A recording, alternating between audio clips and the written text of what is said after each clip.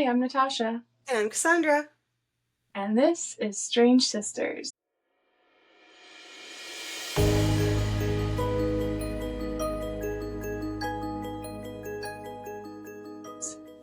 And today we are covering it's crazy that something that happened in 2008 would be considered a cold case because it just seems like yesterday for me.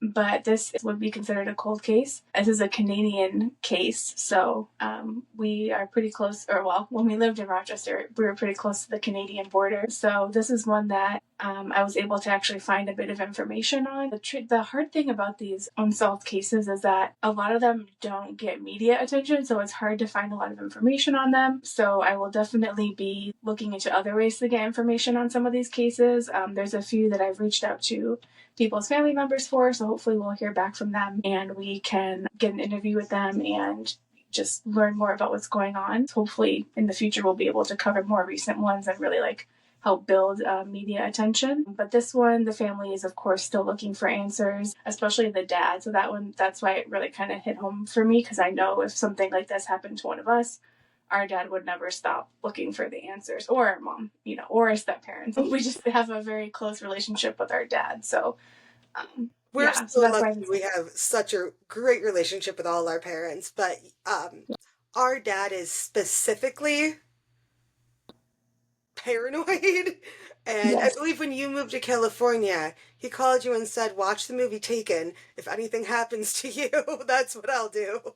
Yeah, and I believe that. So yeah, so we love our dad, and so that's why this one's especially hit home, because it's such a strange, weird thing that happened, and unfortunately he has no closure on the matter. So hopefully we can at least bring a little bit of awareness to it. This is another case where someone obviously knows something, like all of them, but in this specific situation, it seems like it was probably like a murder for hire type thing. So if the person who hired them is not going to come forward, maybe the people who were hired could come forward and provide some closure for the family. We can get the dad some closure. That is so heartbreaking.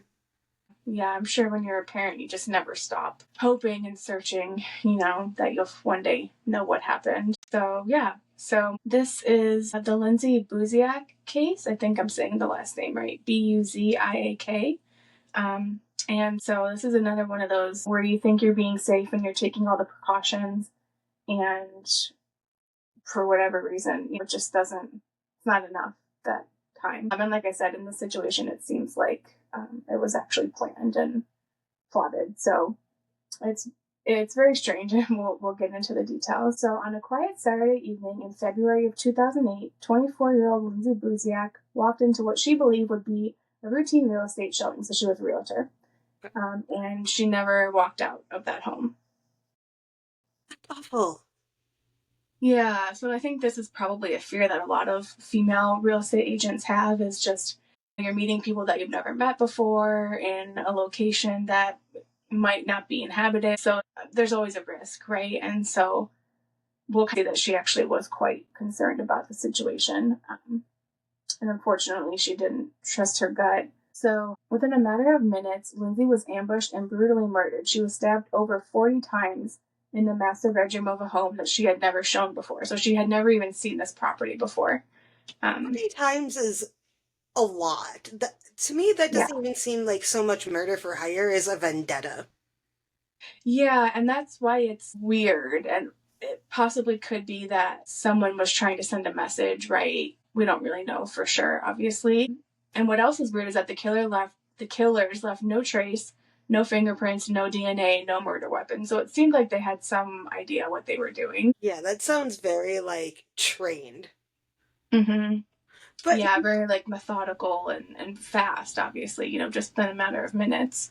but if you think about it though, with all the crime shows, my first thought was NCIS or Law and Order SVU. Mm-hmm. People learn to be killers on TV. Yeah, especially if it's something that's planned when you put a lot of thought into it. So I'm just going to back up a little bit to talk a little bit about who Lindsay was and how she got into this situation. So she was born and raised in British Columbia, and she was an ambitious, energetic, and deeply driven young lady. After graduating from high school, she set her sights on real estate. So she knew like right away that she wanted to become an agent. Yeah, which I think is maybe not super common. I think a lot of people kind of get into real estate like later on, after they've maybe tried some other things. Yeah. She just knew like right away that she wanted to become an agent. Wow. Yeah, and I think she liked, the independence and obviously the opportunity to be very successful. So she enrolled at the Sauder School of Business at the University of British Columbia, and she was in the Real Estate Training Services program. So I didn't even know that like universities had programs. I don't know if it's different here in the States, but this was like an actual, program that she was in, like to get a degree to be a real estate agent. So Closest we have is hospitality, maybe?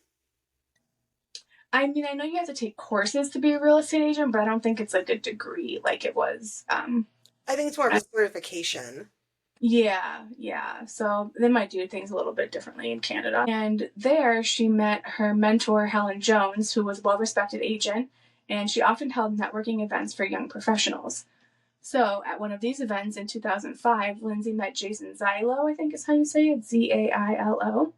Yeah. And they instantly like hit it off and began dating shortly afterwards. So by June of 2006, Lindsay had passed her real estate exam, and she was one of the youngest licensed agents in the province that year. So I think, like I said, it's not always super common to get into it at such a young age. And she started her career at the Maverick Group, and with 18 months, she had built up a pretty strong reputation. So she was obviously very driven, and it seemed like she was really good at it. I think not everyone has the skills to become a real estate agent, just beyond like the paperwork and all that. Like you have to be really personable and really driven and like always looking for a lead. And, we just recently bought a house, and our agent was like very not pushy at all, but like you could just tell that he was like, hey, this is what you need to do.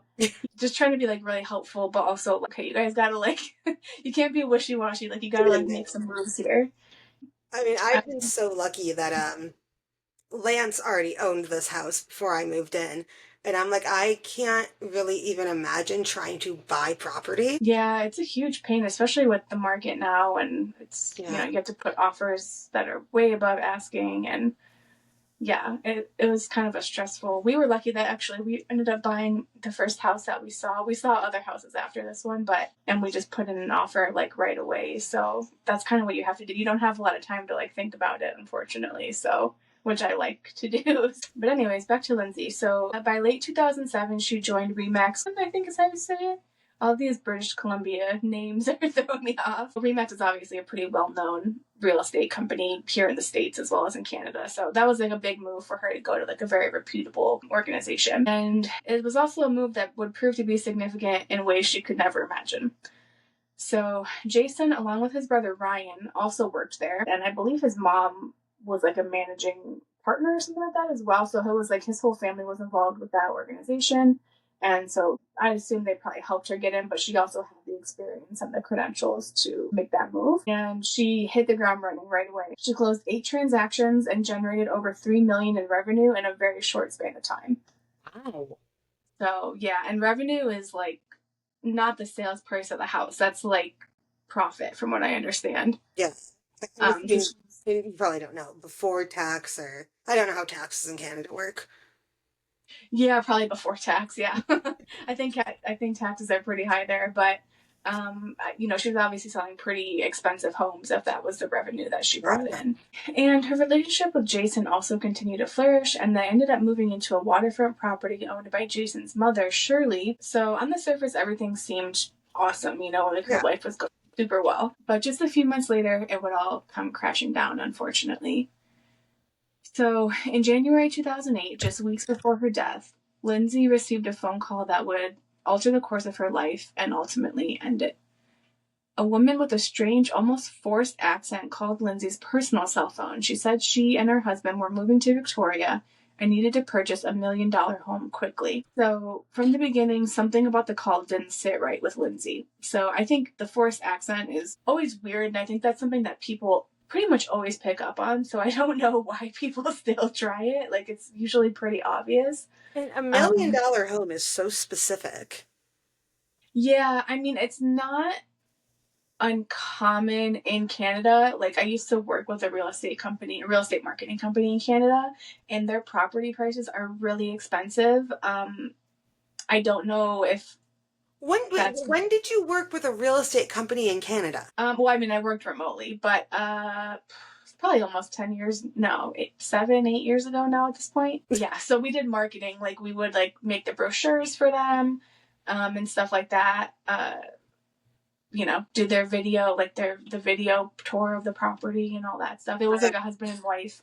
Yeah, the husband owned like the photography company, and then the wife did like the marketing side. So Okay, that I kind of remember. Guys, I swear I'm a good sister. But I was say I don't remember. I remember you working in marketing, and I didn't know it was through Canada because that was when I was living in Buffalo.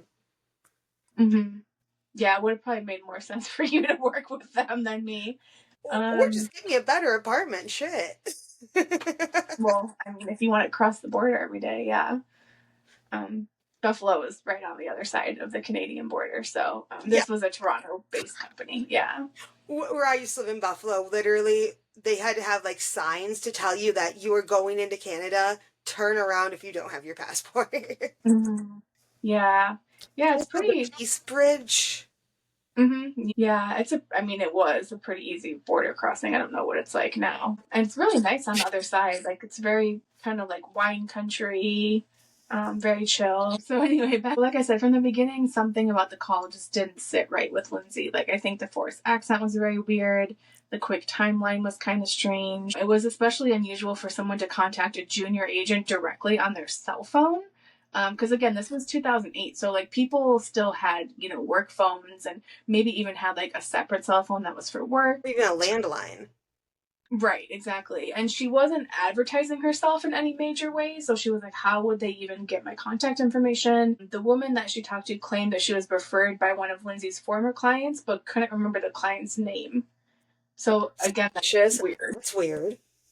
Yeah, like how are you going to get a referral from someone but you don't know their name? I mean, that's really weird. And the accent was also really weird. As I mentioned, Lindsay described it as if the caller was disguising her voice. But despite the unease, the offer was tempting because $1 million budget meant like a $50,000 commission. Yeah. So Lindsay did what most people in her position would do. She asked for advice. She turned to Jason and his father, who both encouraged her to move forward with the showing. And Jason even promised to come along to help her feel safe. So at that point, then she agreed because she's like, all right, at least I have someone with me. I won't be all alone with these people. Yeah, which is totally a good option and like makes sense. Yeah, unfortunately, it didn't actually work out that way. Well, shit. Yeah, so that's kind of the issue. So she found a newly built property in a quiet cul-de-sac, which was 1702 De Sousa Place in Saanich, British Columbia. And the showing was scheduled for Saturday, February 2nd at 5:30 p.m. So on the day of A little late for a showing, don't you think? Like I thought those usually happen during the day. no, I mean real estate agents usually work around people's schedule, and most people work Gotcha. 9 to 5. So like an evening showing is not unusual, or like a weekend showing. Then it's usually during the day too. Okay.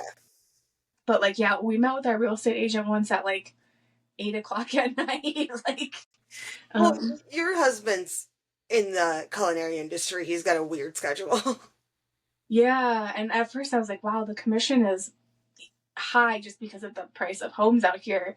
But then when I saw like all the work he was doing, I was like, okay, damn, yeah, he earned that. That was You deserve this. yeah, like they're like 24/7. It's crazy, and I don't know how they manage all these different clients at the same time. So, um, yeah, it's not an easy job.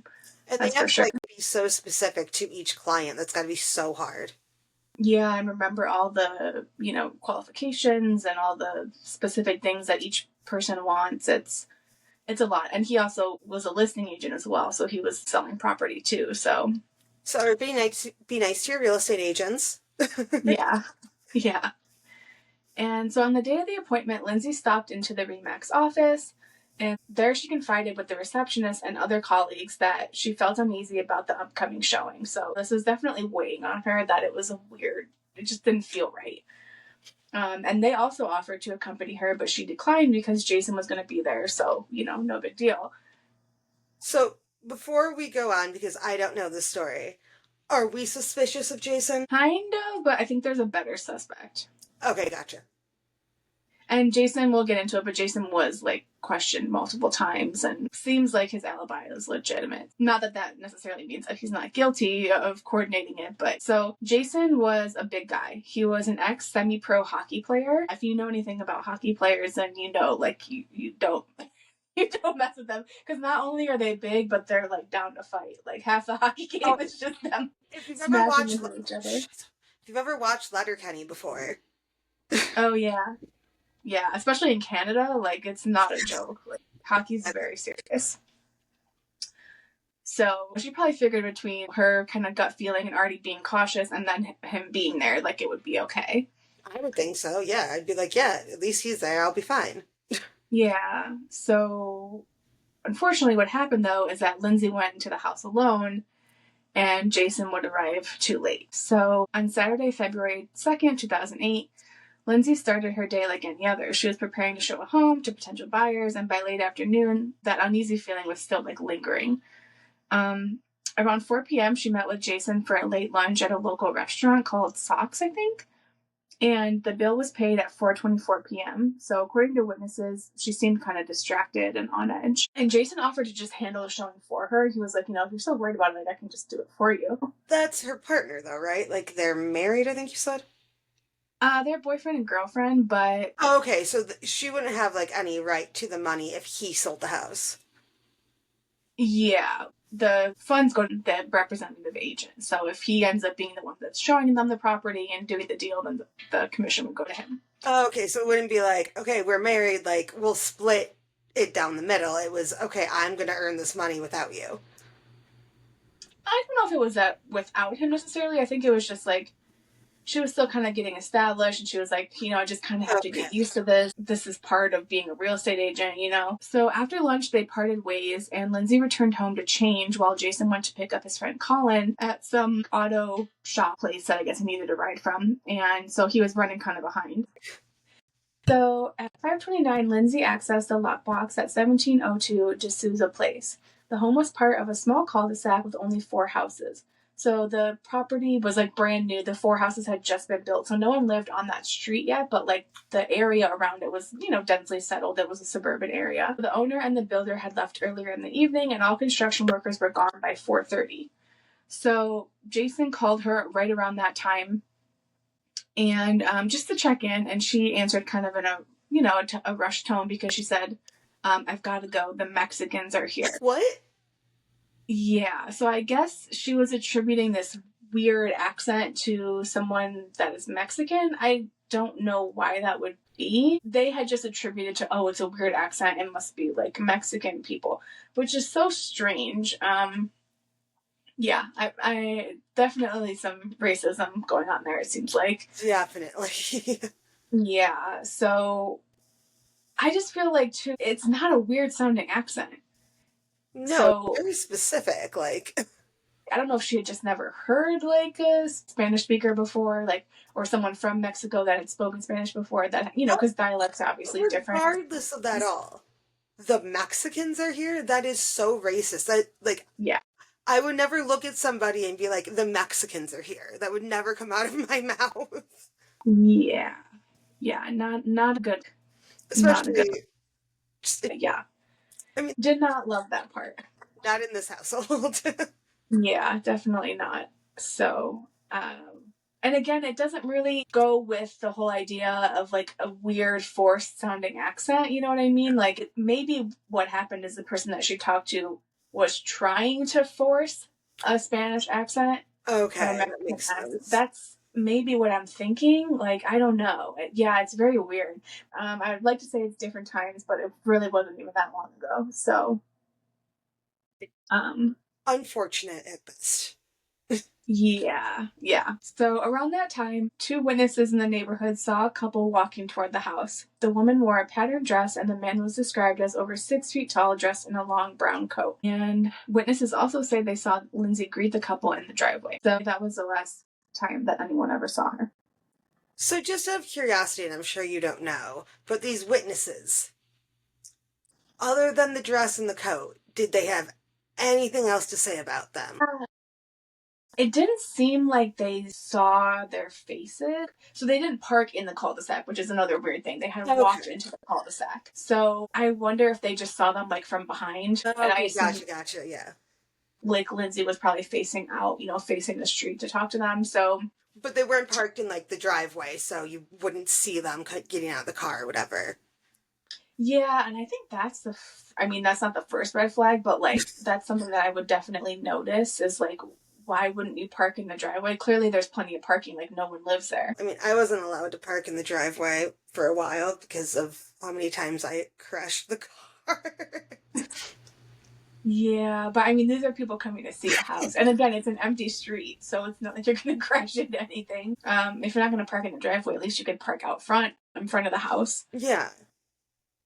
So, You know, very like, weird. I know you were telling it's a cul-de-sac. Where on the cul-de-sac the house was? Like, was it directly at the end of the street or like one of the side houses? I think it was one of the side houses from the Okay. pictures that I saw, but I'm not 100% sure. Okay. Um, Because but I'm either thinking way, like, park anywhere. yeah, that's what I'm thinking. I'm like, you could like, even if you don't want to park in the driveway, you could park on the side or you could park in the middle, like Mm-hmm. we always do at Uncle Chuck's when we have holidays. We always park in the middle of the cul-de-sac. Yeah, I mean, there's plenty of options. So that was the first thing that I was like, okay, that's very suspicious. Yeah, The accent you can kind of write off as like she was just being racist. yeah. Um, but this is yeah suspicious. So at 5:45, Jason and Colin pulled into the cul-de-sac. So that again kind of makes it clear that it's not like it was blocked off or anything. Like they just pulled right in. Yeah. Um, and so Jason saw that the front door was open and he noticed that the same couple was inside. So he saw people inside the house. And when they saw him arrive, they turned and disappeared back into the house. So they closed the door and went back into the house. So I assume they weren't expecting anyone to show up. He didn't think for a second, like, this is concerning. Well, that's why it's weird because he said he didn't want to come off as being like an overprotective boyfriend. And so he parked on an adjacent street and waited. You're, It's definitely weird. I mean, I could see like Canadian people are kind of they're very different than American people. So like everyone wants to be like polite, and yeah. so I could see him being like, oh, I don't want to make them feel uncomfortable, or maybe that even if it doesn't seem like I'm her boyfriend, maybe it seems like she's showing me the house next. I don't know. He was a real estate agent too, so for whatever reason, he thought the Park on best the move. side of the road, not roads over. Park on the side. Just sit there and hang Yeah. out. Yeah, you just park somewhere else in the cul-de-sac. So, and then after 10 minutes and no sign of Lindsay, then he started to grow concerned because, I mean, how long does it really take to show a house, right? So at 6:05 p.m., he returned to the house and approached the front door and rang the doorbell, but it was locked and no one answered. Peering through the decorative glass panels, he saw Lindsay's high heels placed neatly at the entrance because people take off their shoes when they go see a house, especially if it's like in a new build or a lot of times now they'll put like booties on, so that wasn't really weird that her shoes were off. Is that like for real? I mean, I feel like when I've ever gone to an open house, I've always had my shoes on. Yeah, I guess it maybe depends on the place. It could also depend on the seller. Maybe he asked them to take their shoes off, who Yeah. knows, but he was obviously concerned at this point, so he did call 911 and said, my girlfriend is showing us property, I can't get into the property, something's going on. So he and Colin checked the backyard and the basement door was locked. But then they spotted something. There was a patio door that was open that was around the side of the house. Jason helped Colin hop the fence, and then Colin went through the patio and unlocked the front door from the inside. And so obviously, kind of going through that part of the house, they could see that she wasn't there and the couple wasn't there either. So then Jason rushed upstairs, and that's when he found Lindsay in the master bedroom. No sign of this couple, by the way, just Lindsay is in the house. She was lying on her back in a pool of blood. Oh, that's got to be an awful sight. Yeah, so he tried to perform CPR, but as soon as he touched her, he said that he could just tell that she was already gone. That was, yeah, especially when you see that much blood too, like it's not a good sign, right? So he called 911 again. Said that we might be suspicious of Jason, but my heart breaks for that like idea that if he was just a boyfriend and he finds his girlfriend dead, covered in blood, like, oh my God. Yeah. and to know too that you were supposed to be there with her and you were running late, I can't, the guilt must be just overwhelming, honestly. Yeah. So he called 911 again. And while he was still in the line with the dispatcher, he moved to a window upstairs and waved his arms to flag down the arriving police cars so they could see exactly what part of the house he was in. And the paramedics rushed in, but as Jason already knew, it was too late. She was already gone and had lost just a lot of blood. So then, of course, starts the investigation. So the scene was just horrifying. As we had mentioned at the beginning, she had been stabbed over 40 times. And that's what made it seem like it was like a frenzy, like a brutal personal attack. It's pretty unusual for, like we were saying, like a hit person to kill someone by stabbing them that many times. Like it definitely seems like overkill, but then it didn't seem like she knew these people, so it's a very weird situation. Yeah, and like we said, 40 times. That seems personal to me.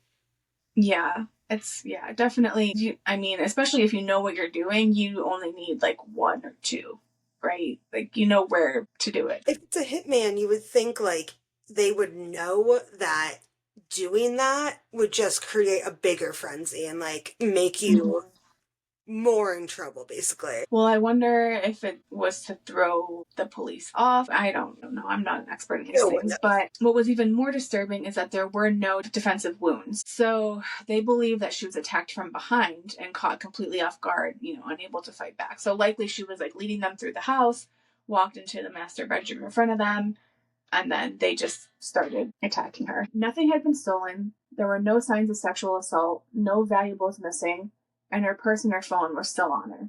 So again, it's very weird. It wasn't like she was being robbed. That's even weirder. Like, yeah, it wasn't a random act of violence. It didn't seem like. It seemed very like targeted, cold, and calculated. And so Jason and his friend Colin were immediately taken to the station, and they were put in separate cars right away.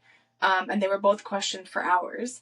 But their stories completely matched. Cell phone records corroborated Jason's timeline, the lunch, the delay at the shop, the text, the 911 calls. And the last activity from Lindsay's phone was a call placed at 5:41, which was likely a pocket dial made during the fatal attack. in 2008, pocket dials were like a regular thing. Not like today with an iPhone where like you have to log in. Right, yeah. So the police concluded that she was murdered sometime between 5:38 and 5:42. So very brief, very quick. And that was obviously just minutes before Jason arrived. So now, of course, they're like, well, who the hell were these clients? The phone number used to contact Lindsay had been purchased in late 2007 at a convenience store in downtown Victoria. So it was like just one of those phones that you buy. It was like a burner phone. Exactly, yeah. And it was activated just 1 month before her murder. So it was purchased in late 2007, but then it wasn't activated for, I guess, at least a month later, which is kind of weird. Like you said, it wasn't a burner phone, so it was untraceable, and it was only used to contact Lindsay. And then after the murder, it was never used again. Investigators traced a few calls made from the phone to the west end of Victoria, but they were too vague to track a suspect. Whoever planned this had obviously done their homework, and they took calculated steps to cover their tracks. And what really troubled investigators the most was that this didn't seem like a spontaneous murder. It really looked like a hit.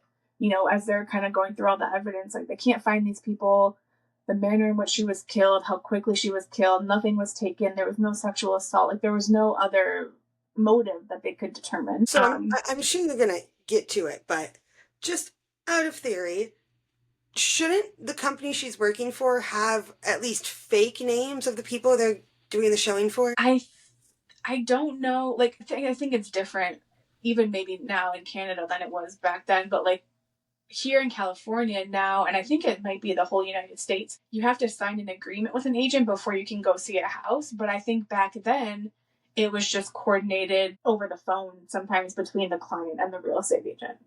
So there's not even like an email trail. No, there's just the phone calls. I'm getting a migraine just thinking about that. Yeah, so today.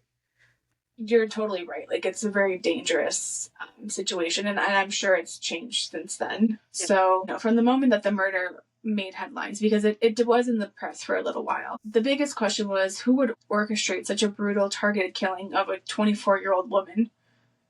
There's no witnesses and no evidence. It's just like a very weird situation. Investigators explored every possible angle, and it didn't take long for their eyes to turn, obviously, to Jason, Lindsay's boyfriend, because after all, he was the last person to speak with her. He was the one that found her body.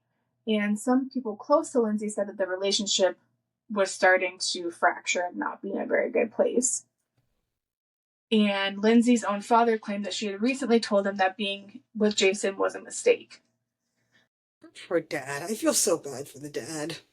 Yeah, so that's obviously not great. And there were rumors that she was considering breaking things off with him, but he was brought in, repeatedly for questioning, and he even took and passed the polygraph test, which I know some people can manipulate those, but he freely agreed to it. He passed. His story never changed, so it just didn't seem likely. And like I said, his friend Colin had the same story. Like, the alibi was totally solid. Yeah, he has a witness that he was with me at this place.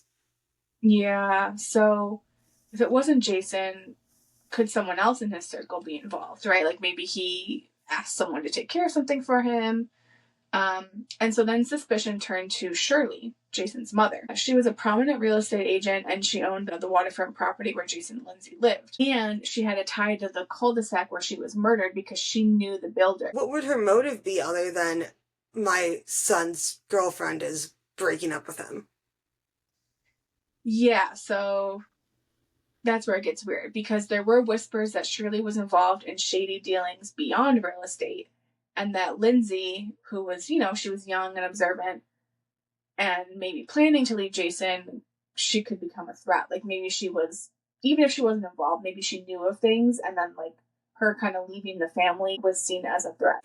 And yeah, but who knows? I mean, if you're involved in things that are very profitable and very illegal, like, you might be willing to go to those extremes. And this is kind of why people lean on this. So one disturbing claim came from Lindsay's friend Nikki. Months after the murder, Nikki received a mysterious call in the middle of the night, and the voice on the line had a strange accent, which was the same kind that Lindsay described before she died. So it's like, who is using these fake accents and calling these people? And doing it so badly. Yeah, exactly. Yeah. So obviously Nikki was terrified because she knew what happened to her friend, and she tried calling the number back like dozens of times. Finally, someone picked up, and it was Shirley. And Shirley later claimed that it was all a mix-up and that she was trying to reach her secretary, whose name was Nikki, and she had no idea how Nikki's phone number even got into her phone, which is weird. That's weird. Yeah, so Nikki didn't buy that, and neither did many of Lindsay's friends, obviously. But then there's also another theory. So in December 2007, Lindsay had visited friends and family in Calgary. And during this trip, she met up with a man named Erickson Della Carza, who just weeks later would be arrested in a massive drug bust involving several kilos of cocaine and over $200,000 in cash. So this is just going very bad very quickly. There's all these weird different angles, yeah. So Lindsay wasn't involved in drugs as far as anyone knew, and police confirmed that she was not an informant. So, but she did attempt to contact a relative of someone caught in that bust through Facebook and via phone. So it could just be that, like, they knew each other from when they went to school together. I mean, you can know people and then kind of be like, oh my God, what happened? I'm going to reach out to their family or something.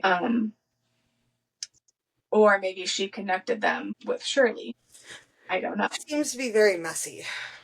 Yeah, she seems like the shadiest suspect, I think. So people are thinking, like, was she trying to warn them, or was she trying to see if she was being watched?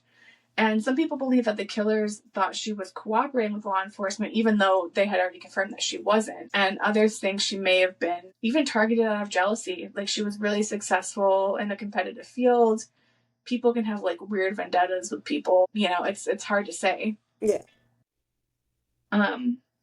So, yeah, really, it was basically a dead end. They could never figure out what happened. And now it's been more than 17 years since she was murdered. There's been no arrests, no charges, no confirmed suspects. Like, it's all just been... That's it?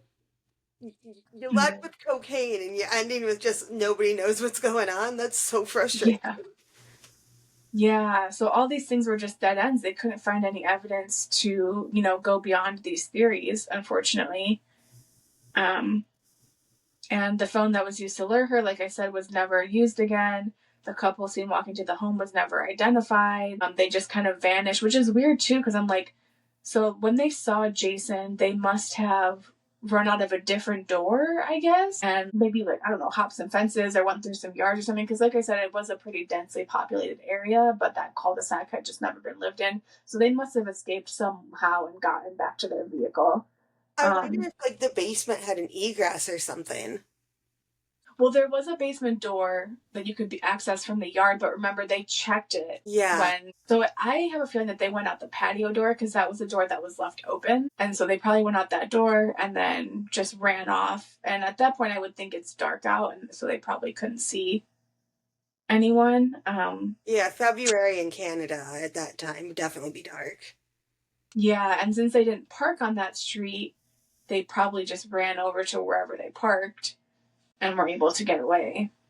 It seems kind of like, though, the police didn't do their due diligence. Like, hey, a weird car, random couple came running back to the car on a, like, random, like, if it was so densely populated, you would think that a nosy neighbor would be like, huh, that's, Yeah, you would think. I mean, I'm not really familiar with the area. Maybe they parked in front of like an open space. I don't know if the whole neighborhood had homes or if they were just kind of like fields or I don't know.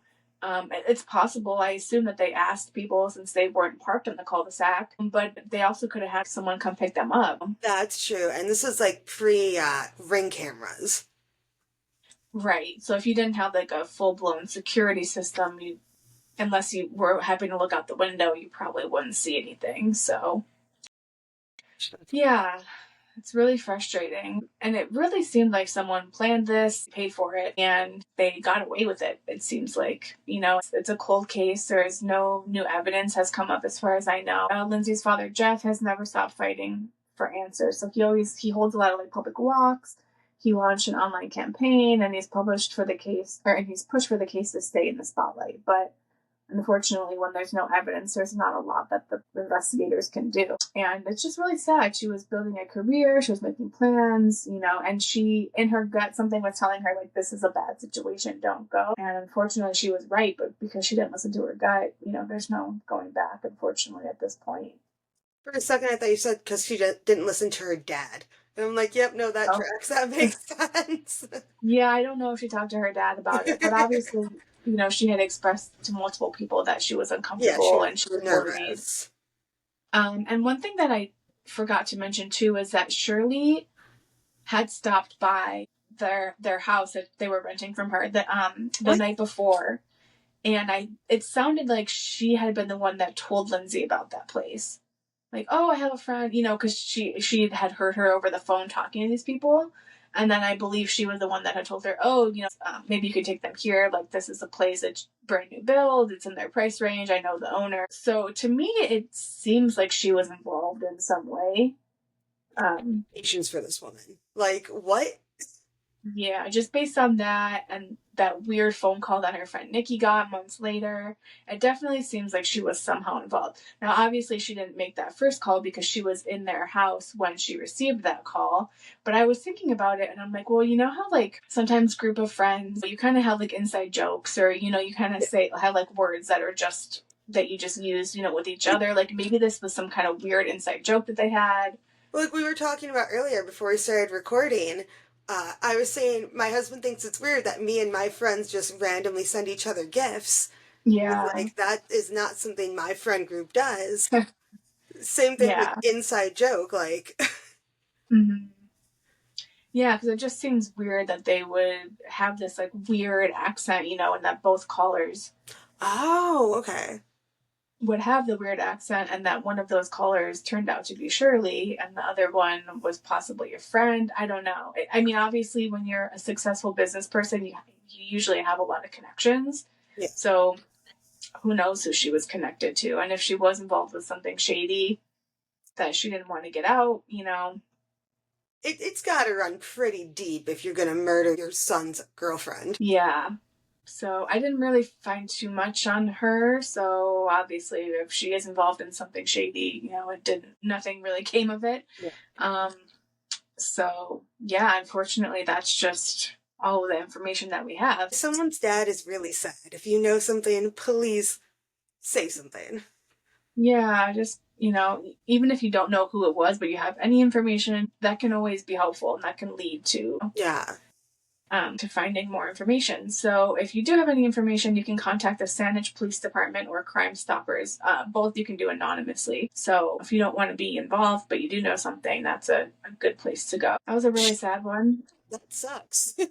Yeah, unfortunately, I think, because we are focusing on crimes that are unsolved, unfortunately, I think a lot of them are going to be like this. So hopefully, maybe this will bring a little bit of publicity to the case. It's super helpful if you guys like and subscribe based off these videos, because that pushes them out both on YouTube or on Apple Podcasts, so that they're recommended for more people, and hopefully we can help, get some momentum and maybe bring some visibility to this case. And At least, if nothing else, her family knows that people still give a shit. yeah, that people are behind them and want answers as well. So yeah, it's a sad reminder to always trust your gut, and if something feels off, it probably is, and it's not worth your life. And call your dad. Yeah, it was sad that I think her dad lived, back where she went. I think it was Victoria or something. Yeah. So her dad wasn't like right there. He probably would have gone with her, honestly. Honestly, that was what I was thinking the entire time. Like, I can't imagine. Yeah, but then it's like, well, who knows what have what if Jason had gone with her and then they ended up attacking both of them? You don't even know. Like, who knows, who ordered this? If it was Shirley, I assume they wouldn't have killed her son, but I kind of feel like it might not have been Jason. I think it might have been Shirley. Yeah, Shirley feels like a stronger suspect to me. I think Jason just has no idea what's going on, honestly. Yeah, and that's one of those things too, where sometimes a parent will do what they think is best for their kid, right, and go to great lengths. I don't really see how killing her is helpful, because if she's leaving him, they're not married, they don't have kids, it's not that big of a deal. So there has to be something more at play here. They live on the waterfront, so I don't know, I'm thinking like drug smuggling or something. Or it would have to be maybe something. Jason did something and she was going to go to the cops, and Shirley was like, yeah, no, I'm not going to do that. Yeah, that too. Yeah, maybe he had done something really bad and confessed that to her, or she was there and saw it, and yeah, that could be it too. That's right, this is all allegedly. Yeah, this is all speculation. Obviously, we don't know any of these people. Just kind of speculating why someone would go to those lengths. Yeah. Because if not them, then it seems even more random. But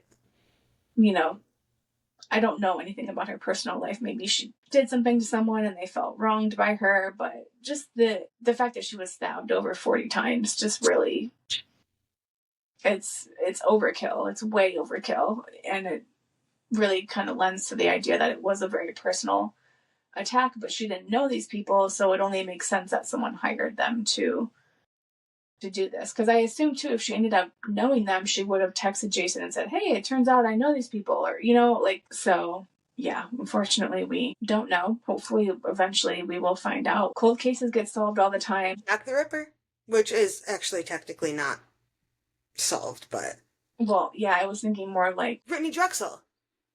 Brittany Drexel's case was solved. Yeah, that was one that we probably won't cover because it was solved, as Cassandra said. But that one really hit home for us because she was from our hometown, and frankly did something that I would have done. Dumb shit? Yeah. Yeah. Sneaking away, telling your parents that you're going to go stay at a friend's house and actually going down to Myrtle Beach. Like, that wouldn't have been something that I would put past my... How am I the good one of the two of us? I would never. Yeah, I just thought I could get away with a lot of stuff back then. And I lied for you. So, yeah, that was a really sad one. But yeah, a lot of cold cases are solved. So hopefully, eventually, someone will come forward, maybe with like even like a deathbed confession. If these hired killers were older, you know, maybe at some point they'll come forward and admit to that. I mean, like we said, somebody's dad is really sad. If you know something, do something, please. Yeah, and she would be in her 40s now. Oh, wow, she's So, not that much older than us. no, no, she was, yes, she was 20. I think she was 24 or 26 when she passed away. 24, so plus 17, she would be like 41, 42. So, yeah, well, On a thanks for tuning positive in. note, my next story will probably be about the apocalypse, so you have that to look forward to. Yeah, just lots of fun, fun times over here. Um, so yeah, thanks for listening and Stay strange, stay but not strange. that strange. Murder for hire Yeah, strange. but not this strange.